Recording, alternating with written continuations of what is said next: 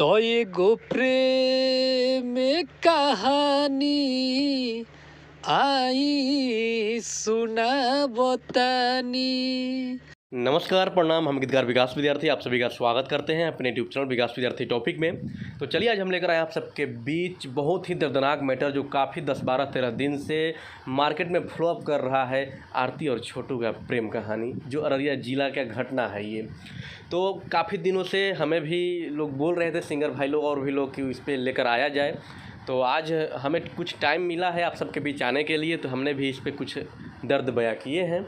उम्मीद है कि एक सॉन्ग काफ़ी भी बेहतरीन होगा, काफ़ी पसंद आएगा, क्योंकि पवन सिंह का एकदम स्लो मोशन का जो सॉन्ग है, अखिया लड़ल बा जब से दिल में करार नहीं है, उसी स्लो में एकदम पूरा दर्द भरा लाजवाब मैटर लिखा हुआ है। उम्मीद है कि गाने के माध्यम से भी पसंद आएगा, मैटर के माध्यम से भी पसंद आएगा और दर्द के माध्यम से भी पसंद आएगा, उम्मीद है। तो चलिए फिर आगे बढ़ते हैं और इस गाने का आनंद लेते हैं गुरुदेव जी की आवाज़ में। जिस भी सिंगर भाई को पसंद है जाकर रिकॉर्ड करा सकते हैं। हाँ, पवन सिंह जी के ट्रैक पे है तो आप ट्रैक डायरेक्ट कटवा करके नहीं, बल्कि ट्रैक का नया म्यूजिक कंपोज करा के गाइएगा, ताकि आपको कॉपीराइट की झंझट नहीं आएगा। आज सुबह ही एक कॉल किए थे सिंगर भाई जी, बोले कि आपका हम यूट्यूब चैनल से गाना लेकर गए थे, कॉपीराइट आ गया है।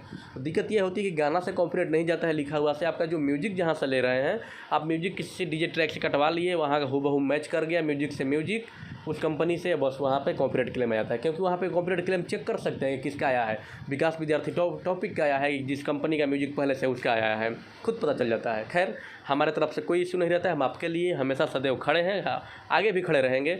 चलिए फिर आगे बढ़ते हैं, इस प्यारे से गीत का आनंद लेते हैं। तो एगो प्रेम कहानी आई सुनाबतानी।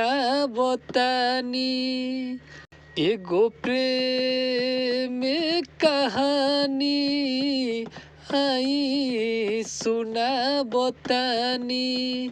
आशिकी में एगो आशिक के चली गईल जिंदगानी। एगो प्रेम कहानी आई सुनाबतानी। एगो प्रेम कहानी आई सुनाबतानी। कि सुनी का पेरूहे थरे थरे रुख धैलस कैसन सामते। सुनी का पेरूहे थरे थरे रुख धैलस कैसन सामते। आरती छोटू के प्यार रहल नहीं सलामते। आरती छोटू के प्यार रहल नहीं सलामते। पगली न सह पावे पगला के कुर्बानी। एगो प्रेम कहानी आई सुनाबतानी। एगो प्रेम कहानी आई सुनाबतानी। बहनोई भौजाई के रहे पलाने रचल। बहनोई भौजाई के रहे पलाने रचल।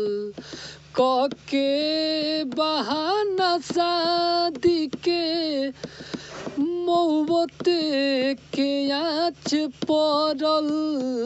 लाठी करेंट बिजली से ले ली हले सन परानी।